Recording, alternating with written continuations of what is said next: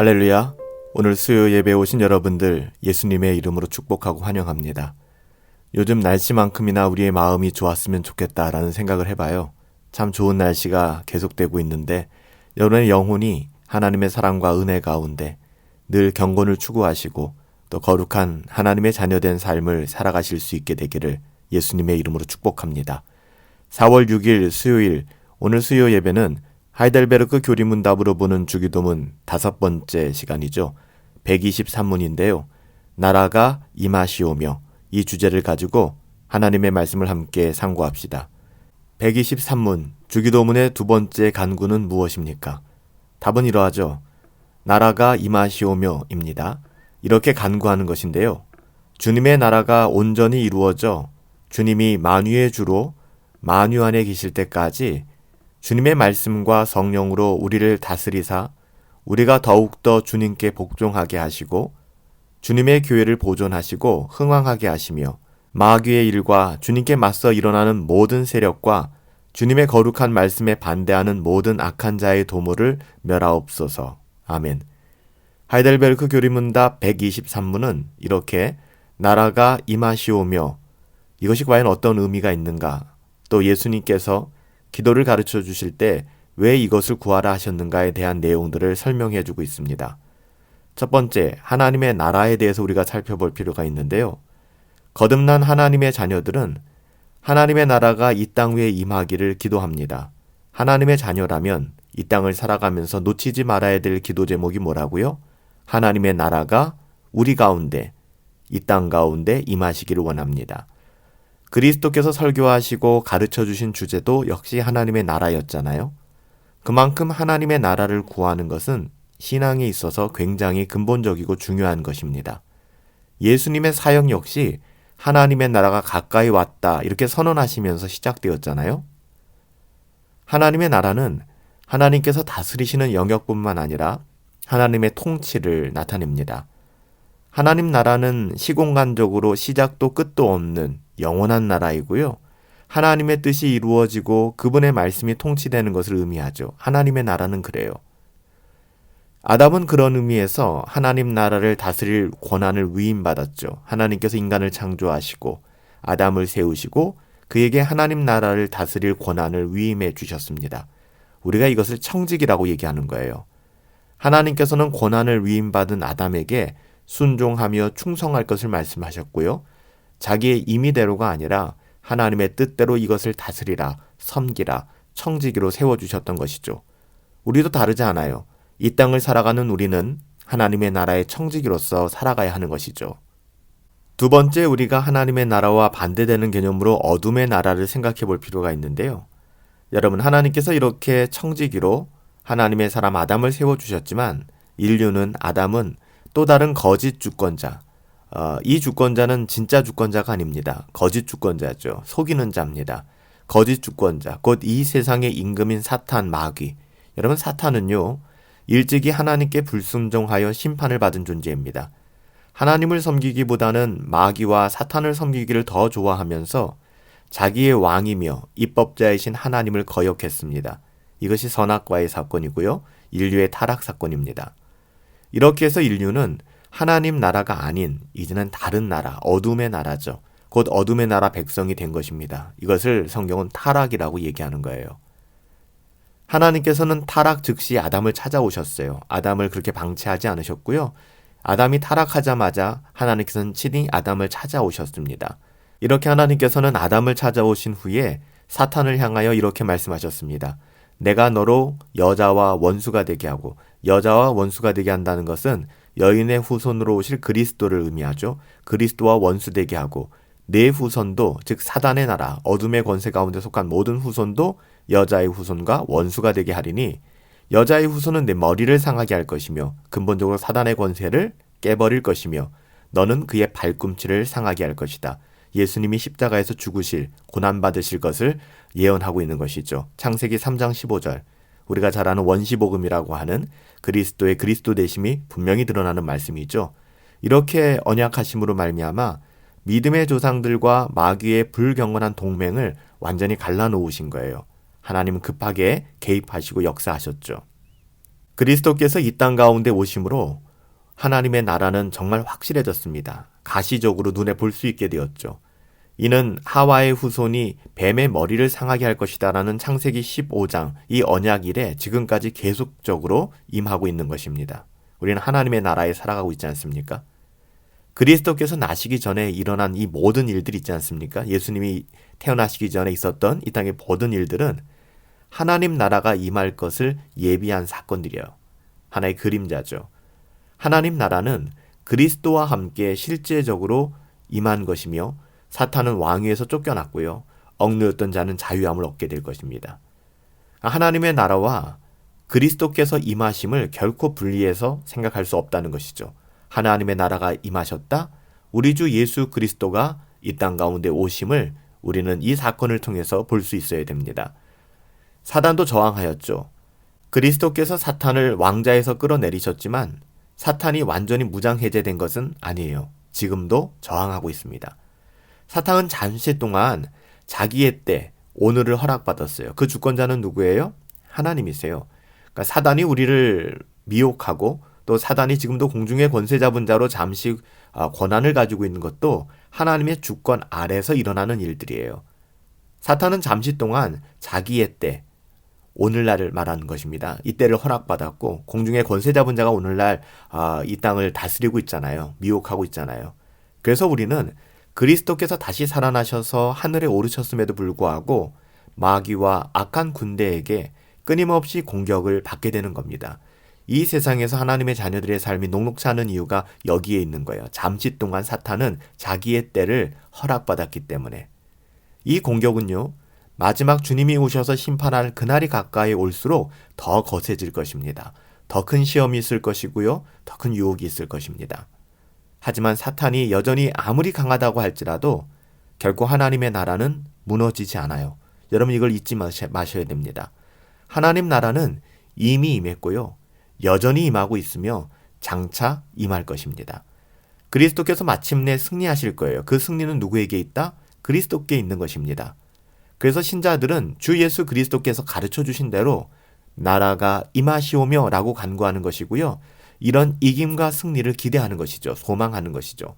사단의 어떤 저항이 있을지라도 우리 주님이 승리하셨고 승리하실 것이며 그 승리는 우리의 승리다.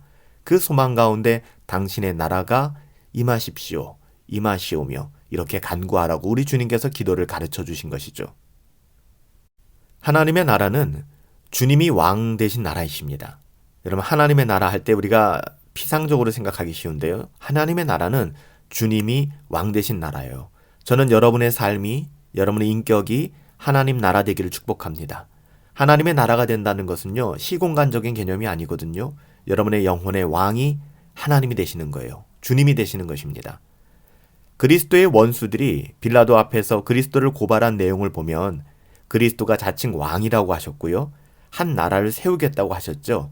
이것이 하나의 예언적 메시지예요. 그것이 하나의 증거가 되는 것이죠.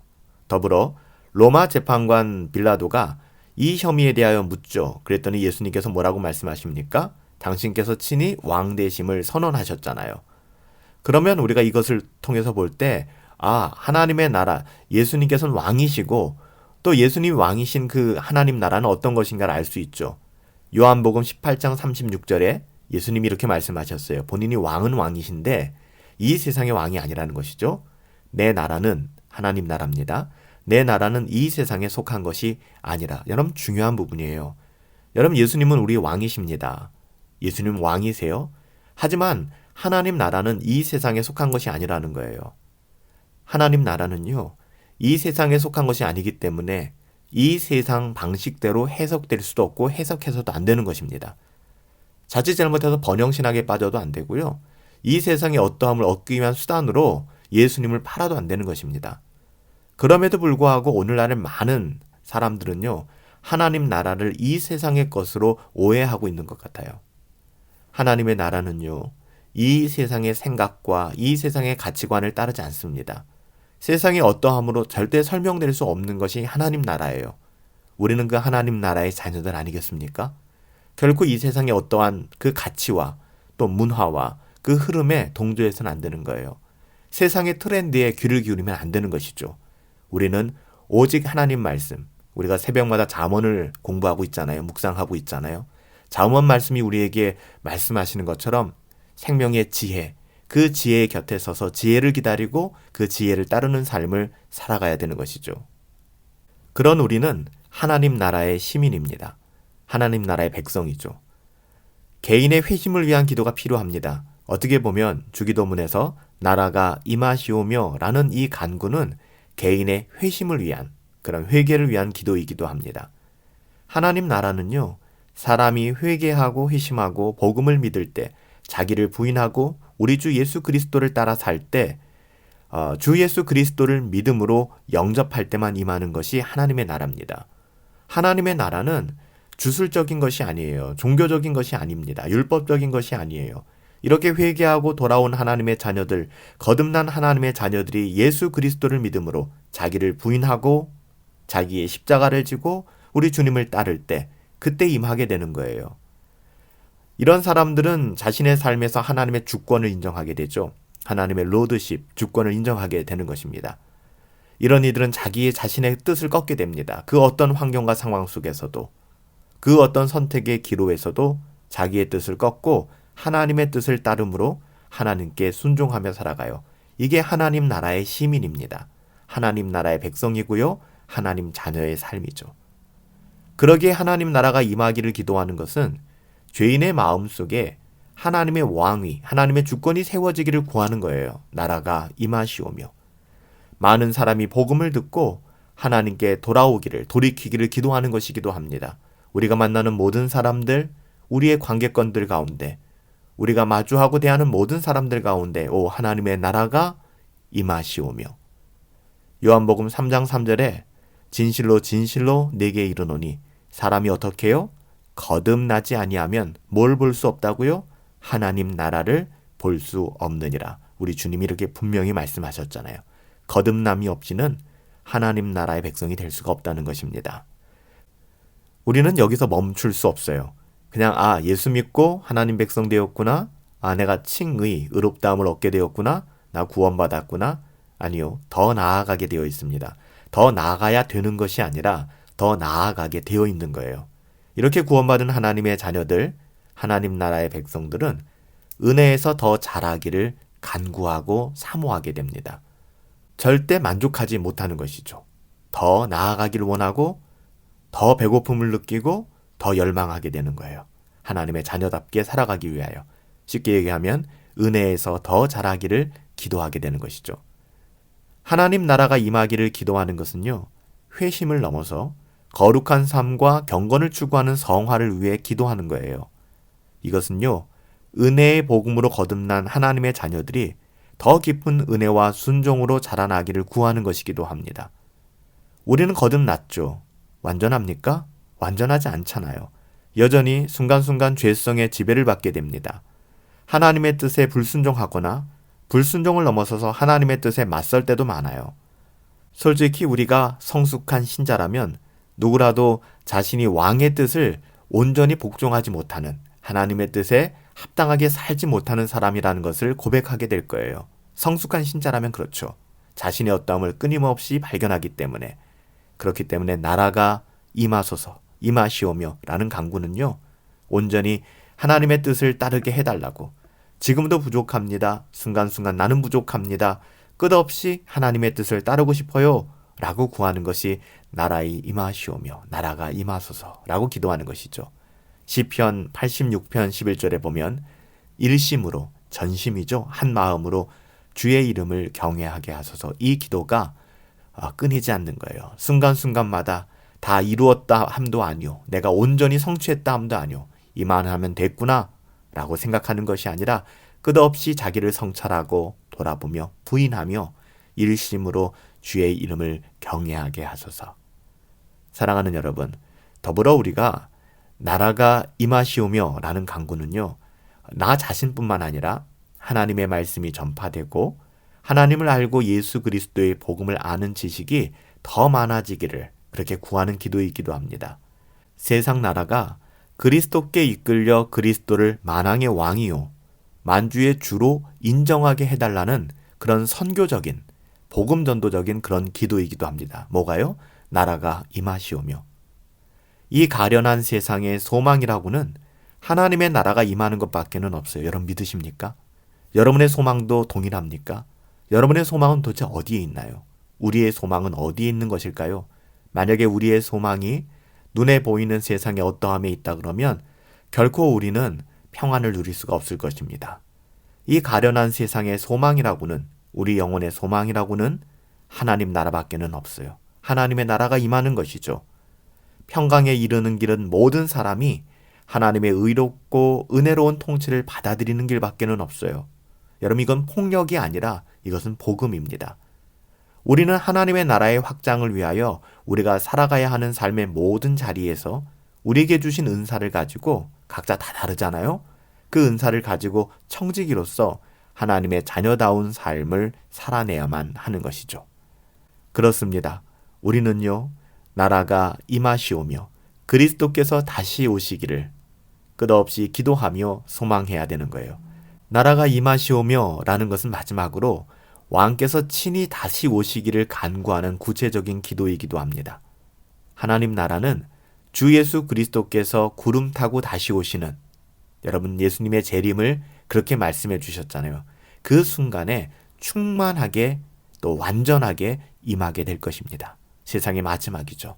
주님 다시 오신 그날. 주님의 다시 오심, 이 재림은 하나님 나라의 완성이에요. 우리의 소망입니다.